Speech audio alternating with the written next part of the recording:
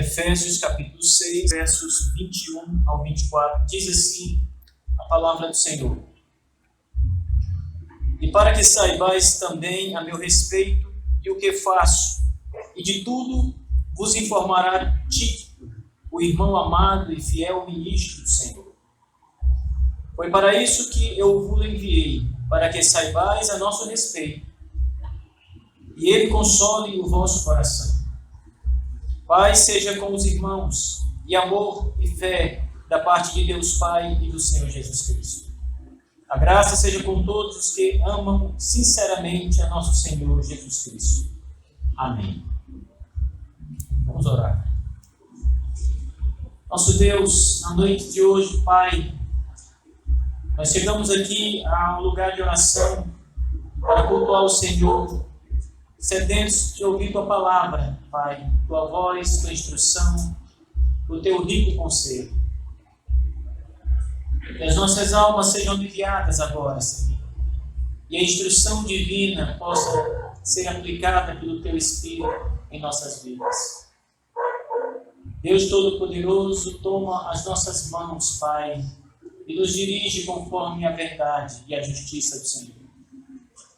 Ajuda-nos, Senhor Deus. Em Cristo Jesus é a nossa oração. Amém. Nós estamos chegando no final da epístola do apóstolo Paulo aos Efésios. Depois de alguns meses estudando essa carta e aprendendo sobre doutrina e também sobre como aplicar essas doutrinas ou essas verdades que estão contidas na carta que Paulo escreve aos crentes da cidade de Éfeso, mas que também são verdades para todos os povos e para todas as épocas, para todas as igrejas da terra, aquelas que clamam pelo nome de Cristo Jesus.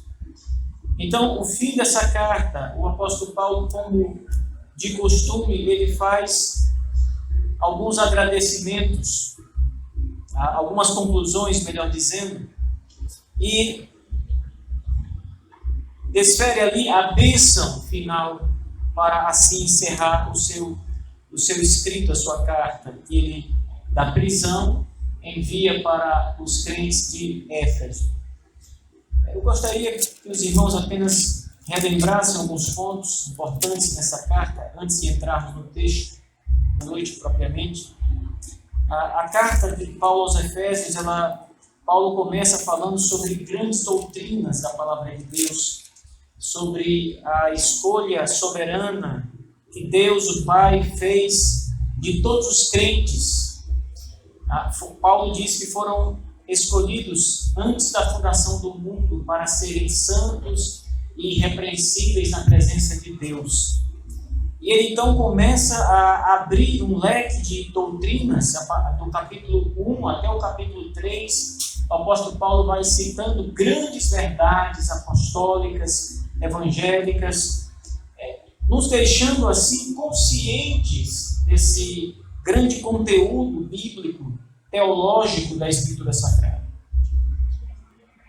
Um dos pontos mais importantes dessa primeira parte da carta é exatamente essa doutrina da eleição divina, que o apóstolo Paulo frisa muito bem no capítulo 1, quando ele diz então, no verso 4, assim como nos escolheu nele antes da fundação do mundo, para sermos santos e irrepreensíveis perante ele, em amor nos predestinou para ele, para a adoção de filhos, por meio de Jesus Cristo, segundo o beneplácito da sua vontade, para o louvor da glória da sua graça, que ele nos concedeu gratuitamente, nessa longa sentença do capítulo 1. Mas Paulo começa a sua carta aos Efésios lembrando aqueles irmãos que estão saindo de uma vida de impiedade, de pecado, lembrando a eles que Deus os escolheu ainda quando o universo não existia, quando o mundo ainda não tinha sequer sido criado, ele estava apenas na mente de Deus. E foi naquele instante em que Deus escolheu todos aqueles que seriam parte da igreja, que formariam a igreja do Senhor. E ele se refere especificamente aqui aos Efésios, porque a carta é para ele, mas para mostrar que aquele povo, embora vivesse em pecados terríveis, como os contextos da carta apresentam, ainda assim, eles também haviam sido escolhidos por Deus antes da fundação do mundo para a vida eterna, para serem irrepreensíveis na presença de Deus. Eles foram escolhidos em Cristo, em nosso Senhor e Salvador Jesus Cristo. E a outra parte dessa carta maravilhosa de Paulo aos Efésios começa a partir do capítulo 4 e segue até o fim, do capítulo 6, onde o apóstolo vai trazer instruções mais práticas da aplicação da doutrina. Seria mais ou menos uma resposta à pergunta: como eu devo viver? Eu já sei o que é a teologia, eu já sei o que a Bíblia diz, mas como eu ponho isso em prática? Como eu vivo essas coisas? Então, do capítulo 3, 4 em diante, aliás, o apóstolo Paulo começa a trazer alguns posicionamentos práticos importantes. Ele começa lembrando aqueles irmãos que eles deveriam deixar de uma vez por todas toda a vida de impiedade, de incredulidade, de impureza sexual que eles ainda porventura tivessem. Então Paulo ele entra agora no campo da vida prática e então dá conselhos práticos àqueles irmãos elencos. No capítulo 5 ele fala dos relacionamentos. Então ele vai mostrar como a esposa deve se comportar diante do seu marido e como o marido deve amar a sua esposa.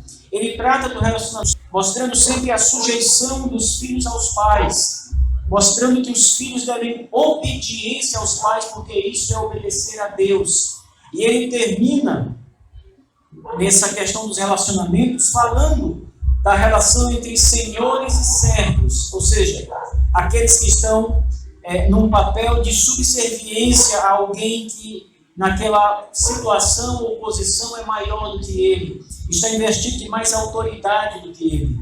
E Paulo termina essa carta, antes das suas conclusões, mostrando que os crentes, para porem isso em prática, têm que estar conscientes de que vivem uma luta nesse mundo. E essa luta não é uma luta humana, não é uma luta contra a carne, é uma luta espiritual. No capítulo 6, a partir do verso 14, Paulo vai dizer que os crentes devem se vestir com a armadura de Deus. Essa armadura, segundo o apóstolo Paulo, é a palavra de Deus, a Escritura. Ou seja, a instrução é para que todos os crentes estejam firmes em Deus, no seu Evangelho, na sua palavra. Que lutem nesse mundo e vençam todas as adversidades que surgirem mediante a instrução da palavra de Deus. E aí então Paulo termina a sua carta com as suas conclusões finais, e é o que nós vamos, essa noite, falar com os irmãos. Ele cita aqui a Tíquico, que era um dos seus colaboradores. Nós devemos lembrar que o apóstolo Paulo ele está preso aqui. Ele está numa prisão, ao lado de um soldado romano, acorrentado a um soldado romano. Ele não pode sair, ele não pode fazer visitas, ele não pode pessoalmente visitar as igrejas que ele fundou e que ele tanto derramou lágrimas por elas. Ele não pode visitar aquelas pessoas ao qual ele tem orado continuamente. Nós devemos também lembrar que o apóstolo Paulo, nos seus escritos, demonstra ter um grande coração pastoral. Então, Paulo é um grande exemplo de pastor de almas. Embora fosse um missionário itinerante, ou seja, alguém que anda pelo mundo levando a palavra de Cristo, Paulo fundou igrejas e ele permaneceu tempos em igrejas. Nós vimos hoje de manhã que só na cidade de Corinto ele passou 1 ano e 6 meses. E nesse 1 ano e meio, Paulo pregou a palavra a pessoas de toda parte em Corinto, mas também esteve cuidando dos convertidos, da igreja, aqueles que o Senhor Jesus mesmo disse que era um povo dele, que ele havia chamá-los por meio da pregação do apóstolo Paulo em Corinto. Portanto, Paulo, além de um missionário, ele era um pastor. Ele cuidava do seu rebanho. Ele zelava pela alma das suas ovelhas, como a sua própria alma. Diversas passagens do Novo Testamento escritas pelo apóstolo Paulo, ele vai deixar isso muito claro.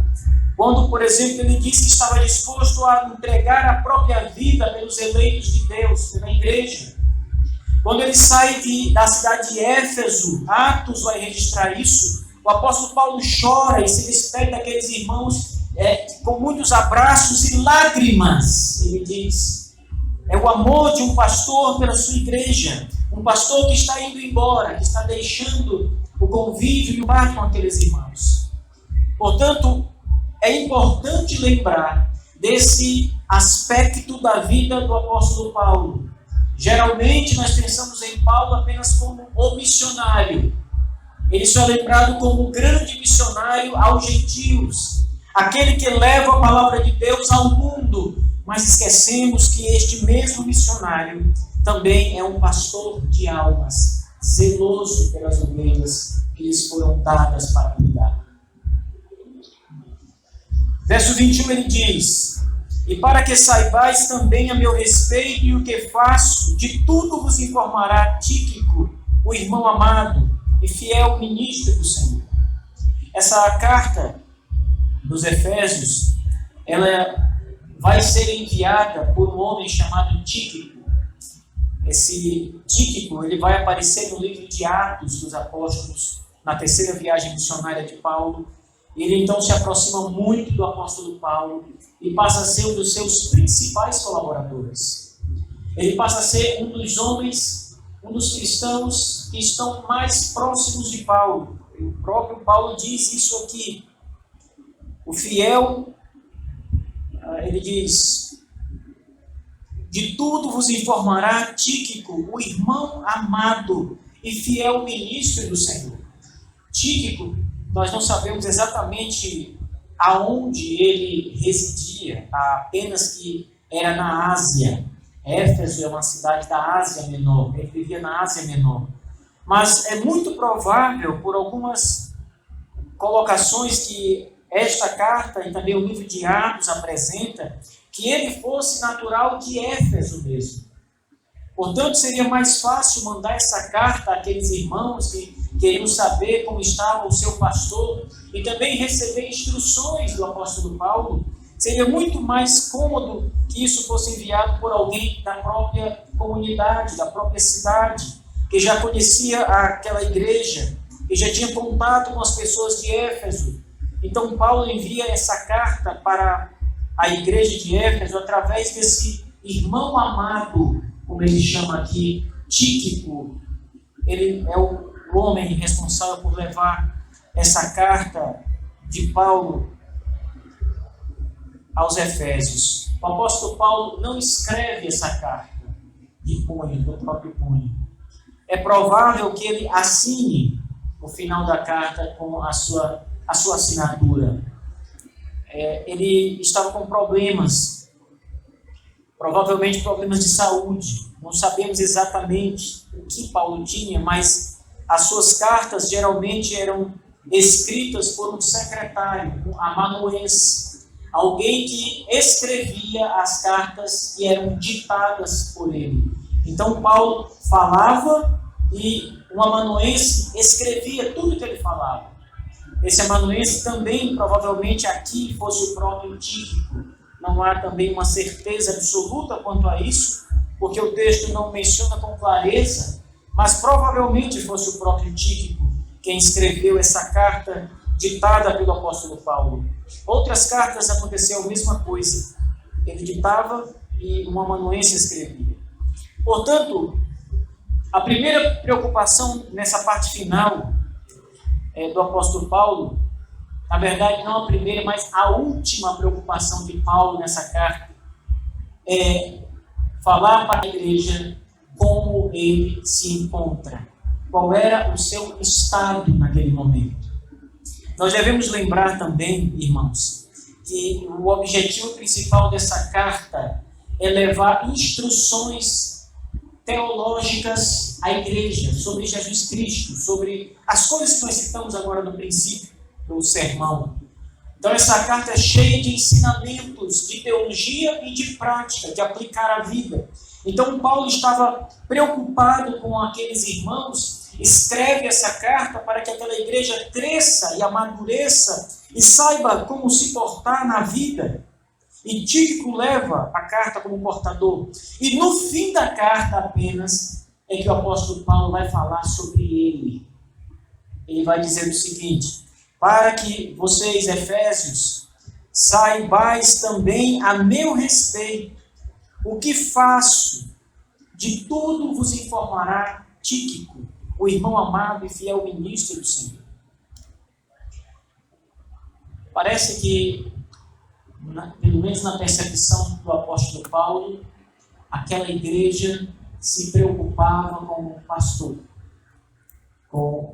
Talvez não mais o pastor a essa altura daquela igreja, mas pelo menos com o fundador daquela igreja, o missionário, o apóstolo Paulo. Porque ele diz: eu vou também mandar informações minhas para vocês. Quem disse que a igreja queria informações de Paulo? Quem disse que eles estavam preocupados com Paulo? Paulo percebe isso. Paulo vê a necessidade de levar até aqueles irmãos em Éfeso notícias sobre ele. E isso é um sinal, meus irmãos, é uma demonstração de que aquela igreja realmente se preocupava com o seu pastor, com o seu ministro, ou pelo menos com o ex-pastor que eles tiveram, o apóstolo Paulo. Não era uma igreja insensível. Não era uma igreja que não se preocupava com nada no que diz respeito aos líderes. Pelo contrário, aqui há a demonstração de que esta igreja era uma igreja que zelava por aqueles que lhes têm levado a palavra de Deus e que tem cuidado das vidas deles. O escritor aos Hebreus diz a mesma coisa. Ele orienta aos cristãos a cuidar com cuidado especial daqueles homens em que Deus colocou sobre eles a responsabilidade de pregar o evangelho à igreja, aos pastores. Cuidem deles, aqueles que são responsáveis pelo destino de suas almas. Então aqui Paulo percebe que essa igreja era preocupada com ele e manda notícias acerca dele para aqueles irmãos. Isso é muito difícil, irmãos, no nosso tempo. Nós não vamos encontrar muitas igrejas que têm essa preocupação com os seus ex-pastores. Mas existem algumas. Porém, a maioria das igrejas, quando o pastor passa por ali, e então ele tem ali o seu ministério durante alguns anos, é levado pelas mãos divinas a abençoar aquela igreja e a cuidar daquela igreja como se fossem seus próprios filhos, a zelar e se dedicar ao ensino, à instrução da palavra de Deus, como um pai que ensina um filho as coisas mais preciosas da vida. Assim são os pastores, mas infelizmente poucas igrejas lembram daqueles que já passaram. Uma vez, nós estávamos fazendo uma pesquisa sobre a igreja batista na minha cidade que eu pastoreei, era uma outra igreja, e eu perguntei a alguns membros sobre os pastores da igreja. Quem eram os pastores dessa igreja? Quem foram eles? Quais foram os pastores que passaram por esta igreja? A igreja tinha pouco mais de 60 anos. Tem pouco mais de 60 anos. Mas quase ninguém conhece os pastores da igreja. Nem mesmo os membros mais antigos conheciam os pastores da igreja, se lembravam dos pastores da igreja. Alguns diziam assim: ah, meu filho, faz tanto tempo, não me lembro mais, né? Faz muito tempo, eu lembro quantos filhos ele tinha, eu não lembro muito bem do ministério dele. Então, poucas pessoas recordam aqueles que passaram por ali. Agora você imagine preocupar-se com eles. cuidar desses pastores, mesmo quando eles não são mais seus pastores. Isso é uma atitude amorosa, irmãos, cristã, acima de tudo, de gratidão a Deus. Cuidar daqueles que cuidaram de vocês.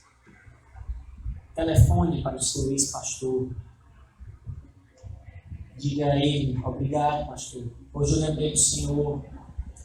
Eu estou aqui ligando para agradecer, porque os meus primeiros passos na fé, Deus colocou você para me ajudar. Às vezes nós nem lembramos disso. Eu não me esqueço, irmãos, confesso para os irmãos que foi uma pessoa muito marcante na minha vida. O meu primeiro pastor, José Aurílio Shoa, que eu tive a alegria de encontrar com o filho dele há uns 2 domingos atrás. E sempre que eu encontro com o filho dele, a gente conversa muito, o filho dele é músico. E eu sempre pergunto pelo pastor Shoa, a irmã Luísa, que é a esposa dele. E aquele casal ali me acolheu como um neófito na fé. Eu impressionando o pastor, nós estávamos sentados na casa dele, na cozinha, na mesa do almoço ali, 3 horas da tarde. Eu fui levado ali por um crente amigo, eu ainda não era crente. Eu comecei a pressionar o pastor, questionar o pastor sobre as coisas da Bíblia, sobre as coisas que eu pensava do mundo. E ele ali disposto o tempo todo, me respondendo à luz da Escritura, tudo que eu lhe perguntava. Com disposição, sem pressa, ouvindo e respondendo e dizendo: olha, estou aqui, vem amanhã para nós conversarmos novamente. Zelando por aquela alma, para que ela conhecesse a Cristo Jesus. E aí esse homem passa da nossa vida, vai embora, envelhece, e ninguém nunca mais. O apóstolo Paulo está dizendo aqui para esses irmãos: eu vou mandar notícias minhas para vocês por meio de Tíquico. E tudo que eu tenho feito, Tíquico vai levar notícias para vocês. Na verdade, as notícias que Tíquico leva de Paulo não estão na carta. Perceba que o conteúdo da carta não contém as notícias acerca de Paulo. Tíquico falou com a congregação pessoalmente, contando pessoalmente, olho no olho, viva voz, como estava o apóstolo Paulo naquele momento. Tíquico falou das suas cadeias, das suas prisões, relatou o seu sofrimento, mas relatou também a sua coragem, o amor que o apóstolo Paulo ele nutria por aquela igreja. A prova era a carta que estava chegando, uma carta que Paulo não era obrigado a escrever. Paulo não era mais pastor desta igreja, estava preso, estava noutra parte, mas ainda assim ele pensa nas suas ovelhas de outros tempos e escreve uma carta para ajudá-los, fortalecê-los no Senhor, em Cristo Jesus. Então Tíquico conta as notícias do apóstolo Paulo, como ele se encontra, suas cadeias e sofrimentos ali.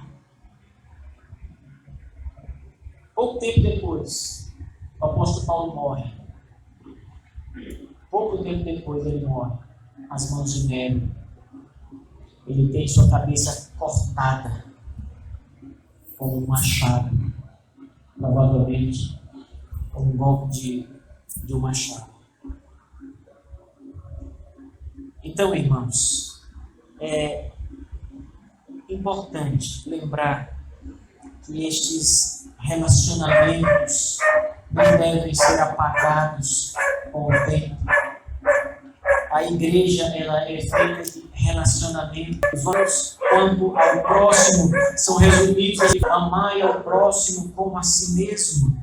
Então, o amor ao próximo não é simplesmente medido por palavras ou demonstrado através da verbalização. O amor é demonstrado por ações práticas. Quando Paulo envia uma carta àquela igreja, ele está demonstrando preocupação, e a prática disso, a prova disso era a carta. Ele tira tempo, ele escreve, ele gasta material que é caro naquele momento. Não pense que escrever uma carta era algo simples como é hoje. Você pega uma folha de papel, uma caneta e escreve. Meus irmãos, era algo caro. Caro, não havia material, não havia tinta. Isso era escrito em couro. Então, há necessidade financeira envolvida aqui nessa carta que Paulo manda aqueles irmãos. Por quê? Por que isso? Porque é a preocupação apostólica com a igreja, e ele sabe que a igreja se preocupa com ele. Verso 2. Foi para isso que eu vos enviei. Ou seja, é para isso que eu estou enviando a vocês Tíquico, ele diz aqui aos Efésios, para que saibais a nosso respeito e para que console o vosso coração. Veja aqui duas questões bem importantes. A primeira nós frisamos, saber a respeito de Paulo. Paulo queria dar notícias àqueles irmãos acerca dele. E por quê? Verso 22 nos diz isso, para que eles possam ser consolados com as notícias. Quando eu estava conversando com esse meu colega, filho do pastor que me batizou e também que me apresentou a Cristo Jesus, foi na instrumentalidade dele que eu conheci a Cristo e fui salvo quando ele pregou o Evangelho e eu criei no Senhor Jesus ali. E já quando eu me converti, fui convertido por Deus. Eu já deveria ter uns 50 anos, mais ou menos. Mais de 50 anos. 55, 56 anos. E isso já tem mais de 20 anos. Ele foi meu pastor cerca de 2 anos, mais ou menos. Depois nós nos encontramos algumas vezes. Ele foi para o Maranhão. Foi ele que me enviou para o seminário também. Ele me mandou para o seminário uma outra ocasião. Um outro encontro nosso. E aí ele foi embora. Ele estava em Piripiri e foi embora para o Maranhão, da cidade de Pedreiras. De repente, na minha casa chega um convite para me pregar na primeira igreja batista do Engenho, que é no Maranhão. Pastor da igreja, José Aurim Shoa, pastor Shoa, meu ex-pastor. Ele me chamou para pregar naquela igreja. Eu fui para o Maranhão, já tinha uns mais de 10 anos. E quando eu chego no Maranhão, encontro aquele homem com os cabelos brancos. Ele sempre usava um bigode bem fechado, mas não tinha barba. E o bigodinho branco. Não é um pastor muito alegre, né? Só anda brincando. E aí nós começamos a conversar e a brincar. Eu, ele, sua esposa, os filhos estavam lá. Alguns já tinham ido embora, não moravam mais com ele. E preguei na igreja, nas conferências, 3 dias. Depois voltei. E mais uns 10 anos já se passaram, quando encontrei agora o Aricildo, filho dele, e perguntei: Aricildo, rapaz, me diga como é que está o pastor Uchoa, a irmã Luísa, o Lucas, que era o filho dele que dormia nos bancos, do tamanho daí do Yuri, menor que o Yuri ainda na época, né? Hoje é um homem que é um monstro. Aí ele disse: pastor Marcos, papai jubilou, papai não prega mais, está muito velho. E sua mãe? A mãe também está lá, velha, com os 2 lá em casa. Ainda são saudáveis, mas não estão mais à frente da igreja, já jubilados. Esse meu irmão manda meu grande abraço para ele. Diga que eu sinto muita saudade dele, que eu amo muito, que eu devo muito àquele homem.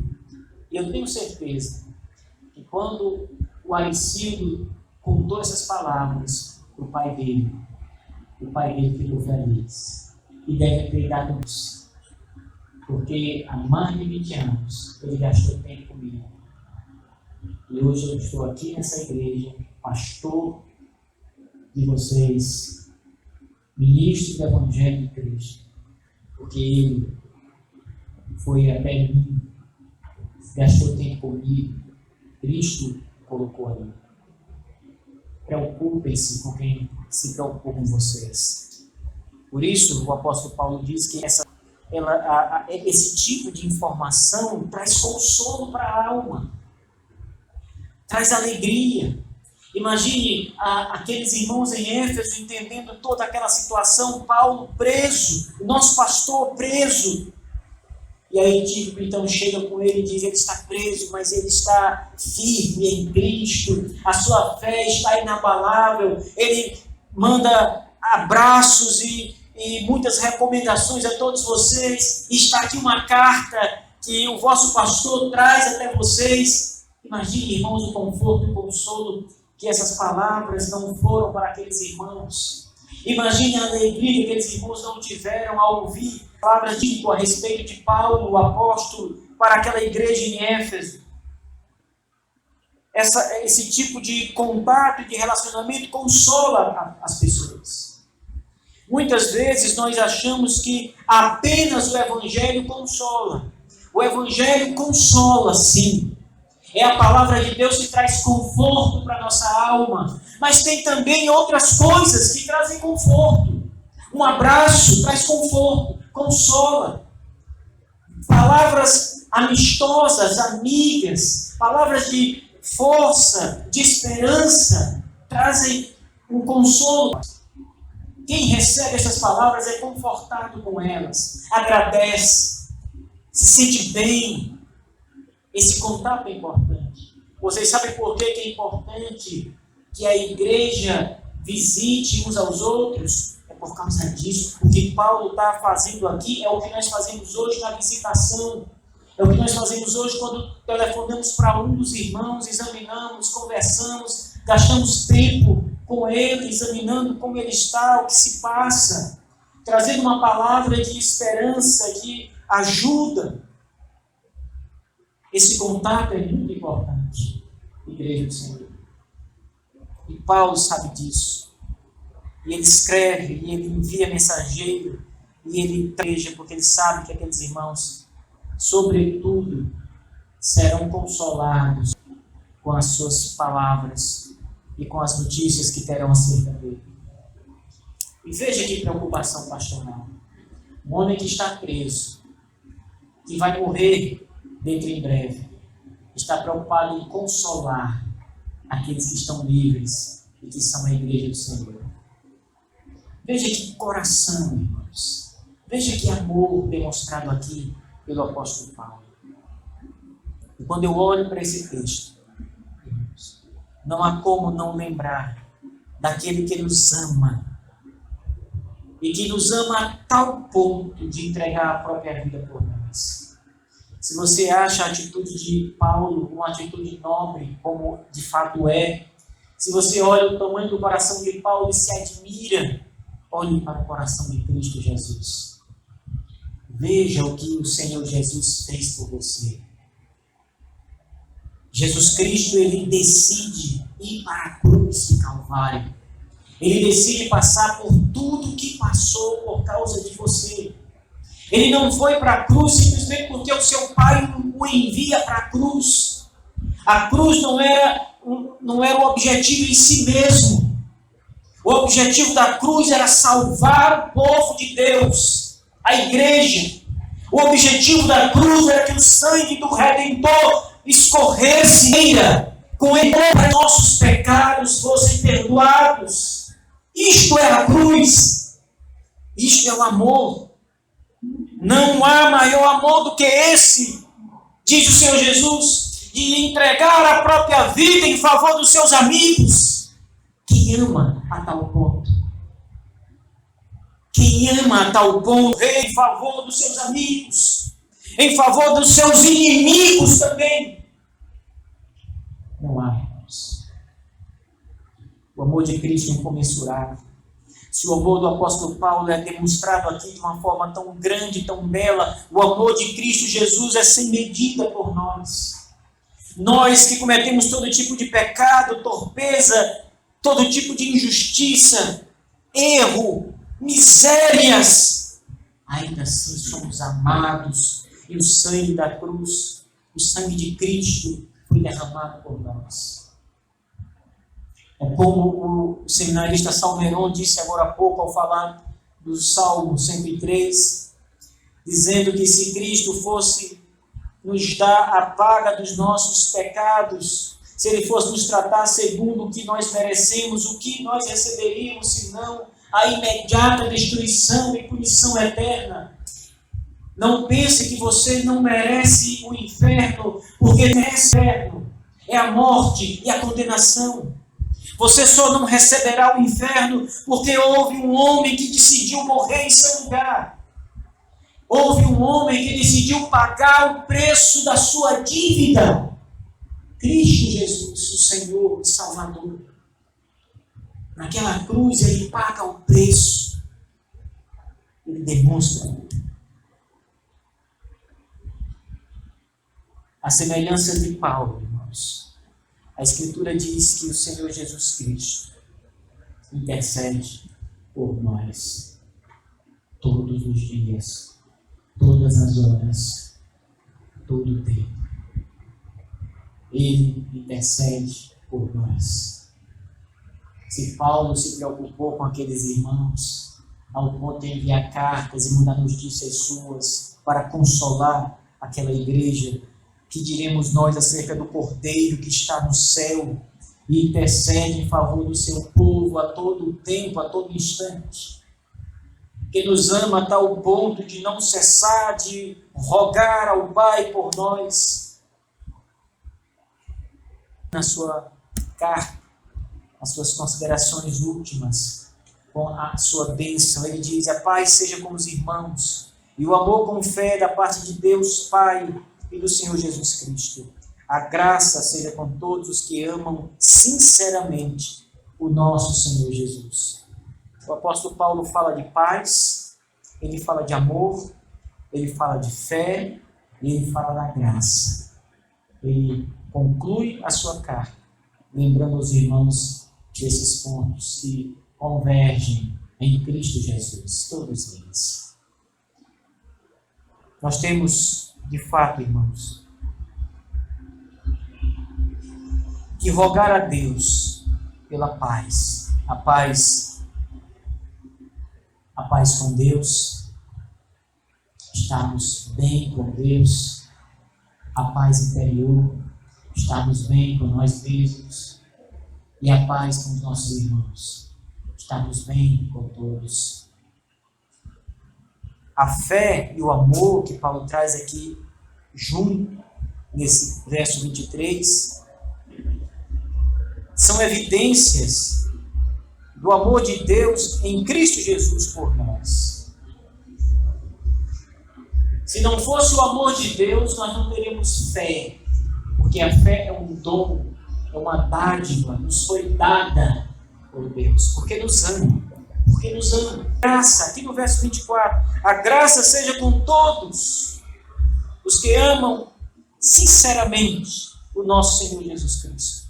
E a graça é aquele maravilhoso favor imerecido de Deus para conosco. A graça é aquilo que Deus nos dá sem nós merecermos. Ele fecha a sua epístola lembrando exatamente disso. Para aqueles que amam sinceramente. Essa palavra sinceramente, ela também pode ser entendida como indescritivelmente. Algo que nunca vai acabar. Aqueles que amam e sempre vão amar o Senhor Jesus Cristo. Aqueles que são seus filhos. A igreja. Paulo diz isso, irmãos, porque há muitos que vão amar Jesus por um tempo e depois o rejeitarão. Há muitos que chegarão a confessar o nome, mas depois se rebelarão contra o seu nome e contra ele. Por isso ele disse que a graça seja com todos aqueles que amam e sempre amarão o Senhor Jesus Cristo. E aqui é o fim da carta aos Efésios, as instruções finais, a dedicação final de Paulo, a bênção final. E nós encerramos também aqui o sermão desta noite, sempre na esperança de que o nosso Deus nos abençoe, nos ajude, mas também pedindo ao Senhor que nos ajude a aplicar o Evangelho de Cristo Jesus, tudo que nós estamos aprendendo em nossas vidas, e que os nossos relacionamentos sejam baseados no verdadeiro, cuja essência desse amor está em Cristo Jesus. Ame seu irmão, cuide do seu irmão, visite o seu irmão, se preocupe com o seu irmão, faça contato com o seu irmão, ajude o seu irmão. Ame de verdade. Estenda a mão, esteja disposto a caminhar com ele uma milha a mais. Ajude nas suas necessidades. E nosso Deus nos abençoe, irmãos. Amém. Fiquemos de pé.